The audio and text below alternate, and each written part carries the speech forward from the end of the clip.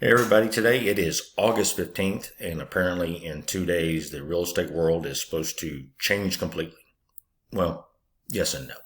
So that's another story. But let's talk about what is changing, and that is the requirement for a buyer's representation agreement whenever you go to show a home. Now, I will tell you a majority of the customer slash clients that I've talked to and said anything about NAR lawsuit, settlement agreement, that's what's required, they have no idea what I'm talking about. So really, honestly, it's only most realtors that are talking about this and really care about this. So here's what is going to be required starting August 17th, and it really is already into place, is that if you contact an agent and want to go see a property, it is going to be required that you sign a buyer's representation agreement if you want to see any other property besides their current listing. So if you submit a request online, you say, hey, I want to see your listing, they can show you the listing. They do not have to get a buyer's representation agreement signed. But if you say, I want to go see this other property down the street that's listed by this other company, can you show it to me? Yeah, sure, I can show it to you. But now I've got to get a representation agreement form signed. And so now most buyers are going, well, I don't want to sign that yet because I don't know you. And I just called you to see your listing and then asked if you could show me this listing. I understand that. But apparently the people at NAR and who did the settlement do not. They do not understand that most buyers, I would say probably 90% of buyers, are obtained by an agent through a lead. And that lead is from an online source or calling off a sign. That's typically where we find buyers at. Open houses, that's another example. Now, if you go into an open house and a realtor tells you, hey, you have to sign this representation agreement before I can show you this house at an open house. No, you don't. You don't have to sign that yet. You can go into an open house and see the listing and you don't have to sign anything. Now, if you ask them to see other properties, yes. And so why is that? It's because now in the MLS, there is no guarantee that that agent that you're wanting to show the property to is going to be paid.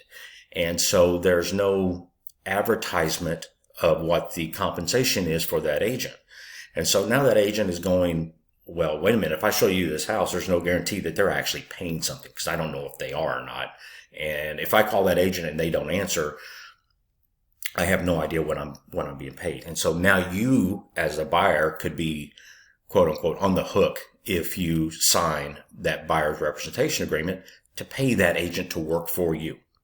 And while that seems great in concept, let's look at that from the fact that say that agent now is not being paid by that seller and you sign an agreement saying you're going to pay them even 2%. Let's say you're going to pay that agent 2% to work for you during that time, help you with your inspections, help you with the negotiations, the contract process, going through the appraisal process.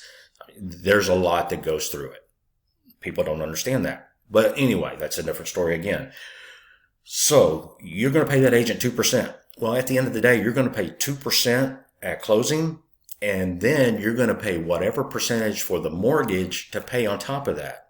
So say you buy a $500,000 house, that's an additional $10,000 that you're going to have to pay that agent at closing, which, let's talk about it. 2%. What most of the public doesn't understand is that agent now has to pay taxes out of that money, plus fees, plus everything else that they have to pay out. So it ends up going down dramatically. And they put a lot of time into it. So yeah, 2%. Let's just say 2%. So again, that's $10,000 that you're on the hook for. So again, it gets to be a point to where it's not feasible for a buyer to be able to do that. So now that agent is having to come to you and have you sign that agreement.